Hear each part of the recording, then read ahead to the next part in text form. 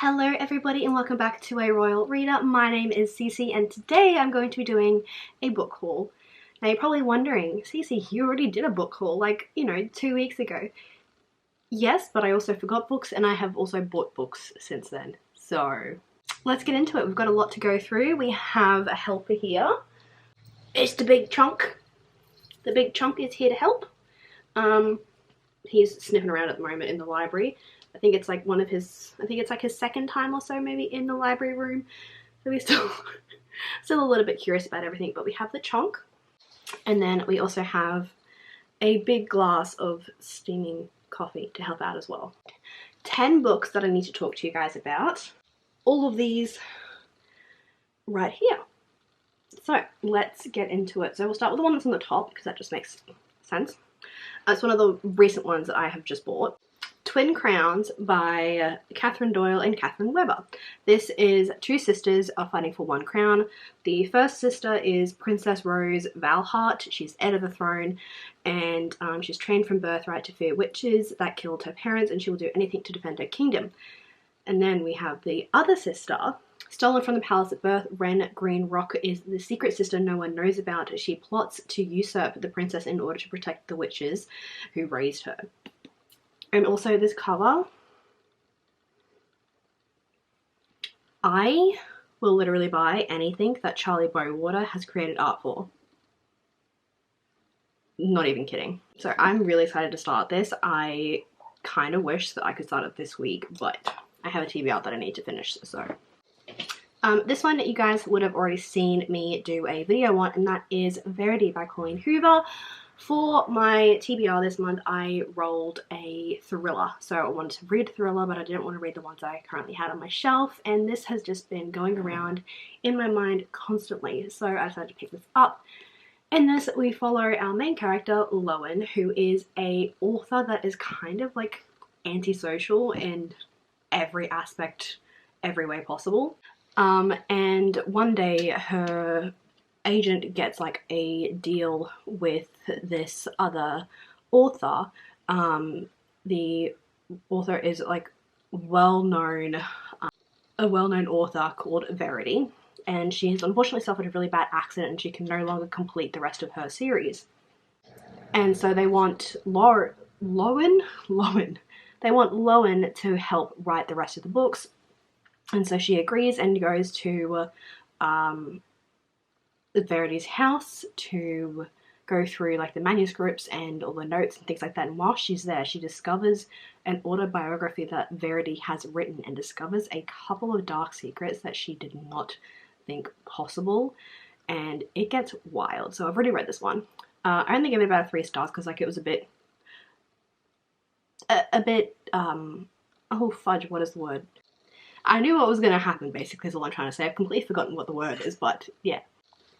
This Woven Kingdom by Tahereh Mafi. Now, I have read Miss Tahereh Mafi's Shadow Me series, and I can say that I did not like it. When I read it as a child, back in 2016 or whenever it was that I first started my booktube channel and then ditched it like 4 or 5 months later, I did not like it. I read the first 3 books, and I hated everything about it.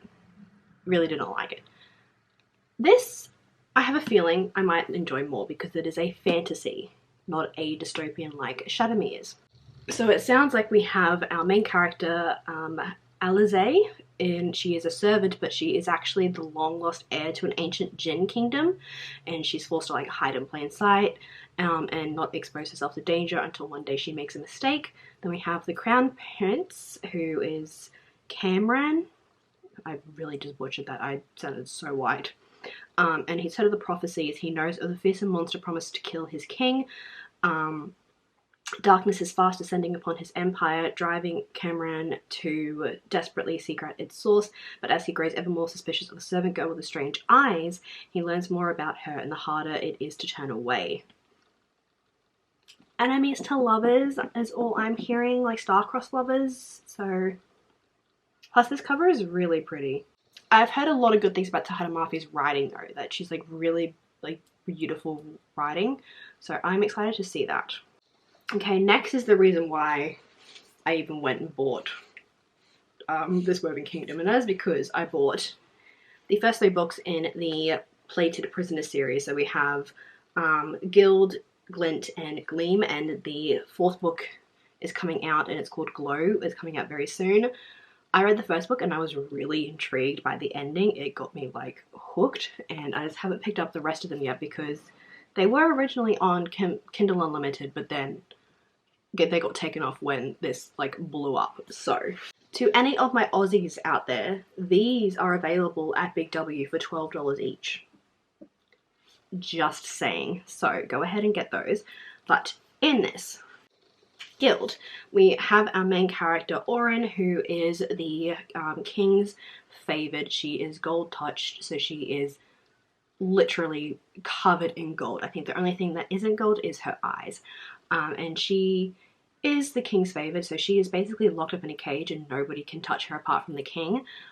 There is a faction of kingdoms, and I think it was the 4th kingdom is like really bad. He's trying to take over everything, and so is King Midas. So there is a moment in time where Oren is forced to be transported somewhere else, and things go bad.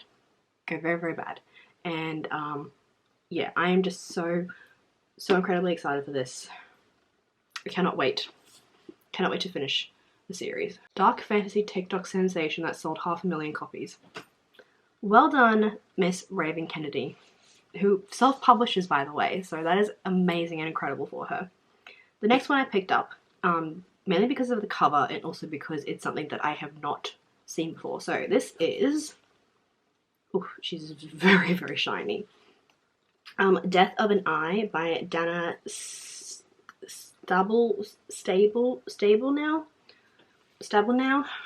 I don't know how to say it. But Diana Gabaldon has also blurbed the back of this. So as you can see, the eye is Egyptian. So that's what actually drew my eye, because I'm looking for things that are like similar to like The Mummy, I guess, you know, with Brendan Fraser and everything. Evie was literally the reason why I wanted to become a librarian. I'm not gonna lie.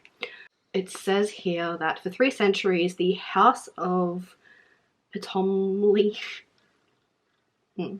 has governed the Kingdom of Egypt. Cleopatra, 7th of her name, rules from Alexandria, the beacon of commerce and learning that stands between the burning sands of the desert and the dark waters of the Middle Sea.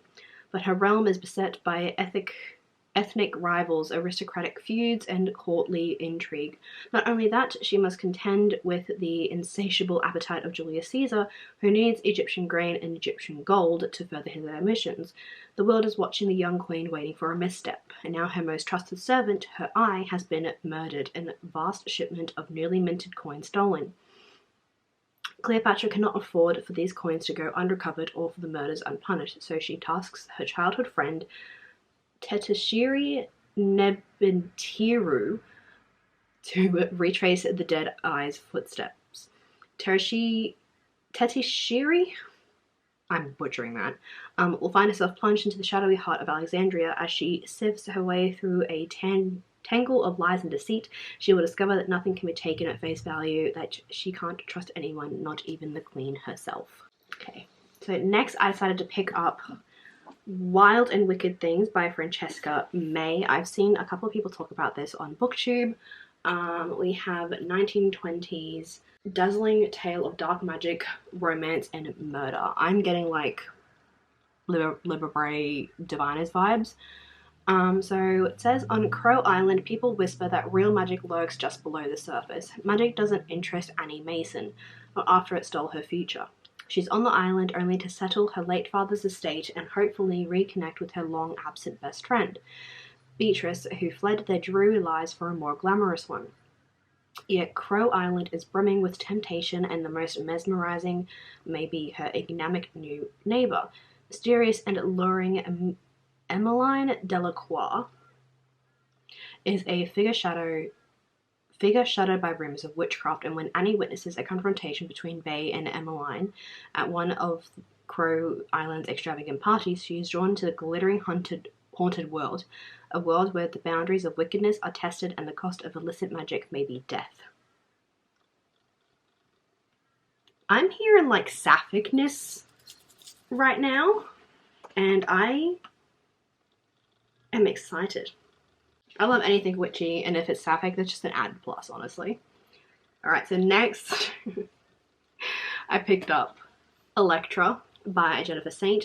This is the same author who wrote Ariadne, and I'm super excited to have more Greek myths on my shelves. I am obsessed with Greek mythology, Greek gods, Greek anything. It was one of the main interests that I had in ancient history.